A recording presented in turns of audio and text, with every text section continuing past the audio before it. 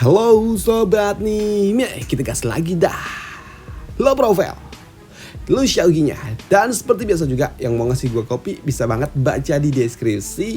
Dan yang lainnya tolong dibantu komen aja. Dan kalau misalnya ada suara kek, itu suara burung jalak cuy. Gue melihara jalak. Dan itu aja, yuk langsung aja kita gaskan dulu dah. Lo profile, langsung aja gaskan. Mereview sedikit dari part sebelumnya. Saat ini Le Xiaogi dengan kemampuan domain kedua miliknya yang telah ada di tahapan puncak. Di sini Le Xiaogi dengan cukup mudah dia dapat menjatuhkan Demonic Beast tingkat 7. Dan dengan kemampuan yang dimiliki oleh Le Xiaogi, dia juga berhasil membebaskan jiwa yang selama ini telah terkekang di dalam tubuh dari Demonic Beast itu. Dan setelah Le Xiaogi dia berhasil mengalahkannya, dia juga mendapatkan sebuah core yang merupakan core yang cukup unik karena core itu terlihat seperti ada makhluk di dalamnya. Namun di sini Le Xiaogi yang juga penasaran, dia pun mendekati tempat itu dan dia juga menggunakan sistem untuk dapat mendeteksi benda apa ini. Dan di sini sistem memberitahukan kepada Le Xiaogi kalau itu adalah core yang terdapat inti jiwa yang sangat kuat di dalamnya. Dan ini adalah core yang berasal dari roh ular tingkat 7. Dan ada sebuah catatan kecil mengatakan kalau benda ini dapat ditempa ke dalam roh pedang ataupun spirit pedang yang membuat Le Xiaogi dia pun tahu kalau benda ini pasti adalah benda yang sungguh luar biasa. Tapi di sini Le Xiaogi dia juga berpikir mau dikasih ke siapa. Mengingat saat ini Le Xiaogi dia memiliki dua roh pedang. Dan untuk Le Xiaogi, pada akhirnya dia pun memilih untuk dapat memberikan ini semua kepada Xiao yang merupakan roh pedang kedua miliknya. Dan ketika Le Xiaogi dia memberikannya kepada Xiao, di sini Xiao dia langsung melahap itu semua. Dan dia juga merasakan kalau saat itu dia tiba-tiba saja memancarkan energi yang luar biasa dan dia juga mulai bergejolak.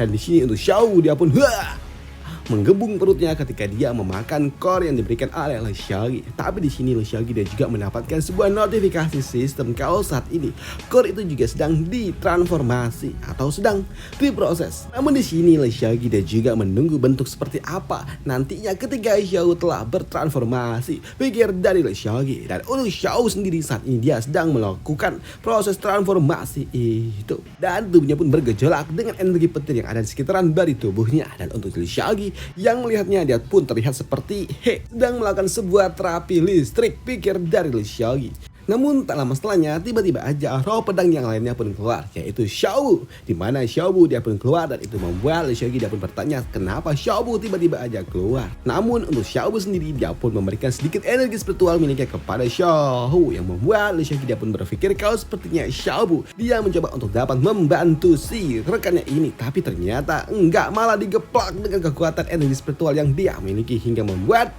Xiao dia pun langsung pingsan. Dan itu membuat Le Xiaogi malah digeplak. Namun apa yang telah dilakukan oleh Xiao yang membantu rekannya ternyata itu berdampak positif, di mana hal itu berhasil membuat Xiao dia pun selesai dalam hal bertransformasi yang membuat kini tubuhnya memancarkan energi yang jauh lebih kuat daripada yang sebelumnya, di mana dia juga kini mulai disekelilingi oleh energi petir hingga membuat Le Xiaogi dia pun merasa kalau sepertinya ini akan menjadi sungguh sangat luar biasa.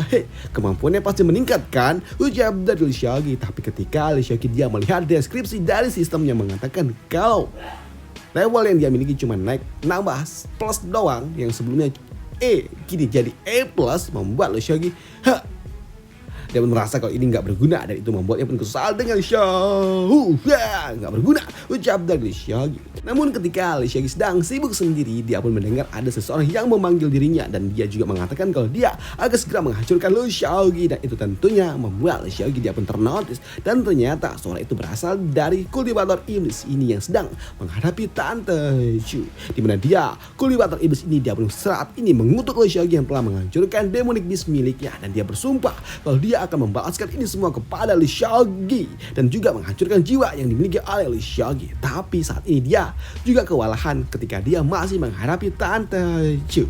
Sedangkan untuk Tante Chu sendiri saat ini dia juga merasa kalau saat ini energi spiritual yang dia miliki juga mulai menipis. Tapi di sini Tante Chu dia juga tahu kalau kondisi lawannya juga tidak dalam kondisi yang baik-baik saja, dan dia yakin dalam satu serangan pasti dia dapat menghancurkan kultivator iblis itu dan juga membalaskan dendam masternya, pikir dari Tante Chu. Tapi untuk kultivator iblis dia pun tahu kalau saat ini kondisinya dia pun terdesak dan dia harus menggunakan segalanya untuk dapat mengalahkan orang-orang yang ada di hadapannya. Dan dia kini lagi-lagi melepaskan domain miliknya yang jauh lebih kuat daripada yang sebelumnya dengan cara membakar semua kemampuan yang dia miliki, dan dia pun yakin dengan kemampuan yang dia miliki dia dapat menghancurkan Tante Chu dan juga LeShaggy. Tapi melihat ini semua tentunya membuat LeShaggy dia pun tahu kalau ini akan sangat berbahaya untuk Tante Chu, hingga membuat sini LeShaggy dia pun sempat bertanya kepada Tante Chu apakah ingin dibantu. Tapi untuk Tante Chu dia pun tahu kalau ini adalah suara dari LeShaggy, dan dia meminta kepada LeShaggy untuk tidak membantu dirinya. Dan sekarang biarkanlah aku sedikit agak egois, ucap dari Tante Chu. Di mana Tante Chu dia juga mengatakan jika aku tidak bisa menyelesaikan ini semua, maka jalan kultivasiku pasti akan tersendat dan tidak akan mungkin dapat jernih lagi, ucap dari Tante Chu, yang membuat LeShaggy dia pun tahu kalau sepertinya Tante Chu oke, baiklah, seperti apa yang kau inginkan, ucap dari LeShaggy. Di mana LeShaggy dia juga mengatakan kalau dulu ketika dia sedang menghadapi kultivator iblis yang telah menghancurkan kedua orang tuanya, dia juga sama seperti apa yang dilakukan oleh Tante Chu ini, dan itu membuat LeShaggy dia pun paham maksud dari Tante Chu. Dan itu membuat LeShaggy dia juga berpikir kalau Tante Chu yang memang memiliki sikap dan juga sifat yang agak tengil, ternyata dia juga memiliki sesuatu yang membara di dalam hatinya, ucap dari LeShaggy. Sedangkan untuk Tante Chu sendiri saat ini dengan kemampuan yang dia miliki, dia yakin dia dapat mengalahkan kultivator iblis itu. Walaupun dia adalah seorang kultivator yang berada di jalan penempaan item, tapi dia juga tahu kalau dia adalah seorang kultivator pedang dan dia memiliki kemampuan untuk dapat menghadapi musuh yang kuat seperti ini. Dan itu membuat Tante Chu dia juga harus menggunakan domain miliknya untuk segera mengalahkan kultivator iblis itu. Padahal sebelumnya selama ini Tante Chu tidak pernah menggunakan domain miliknya, di mana Tante Chu dia juga mengatakan sembari melepaskan domain, sebenarnya dia nggak mau menggunakan domain yang dia miliki karena saat ini ada LeShaggy di dekatnya. Karena domain yang dia miliki sungguh sangat memalukan, tapi karena aku tidak punya pilihan lain, aku harus melakukannya, ucap dari Tante Chu.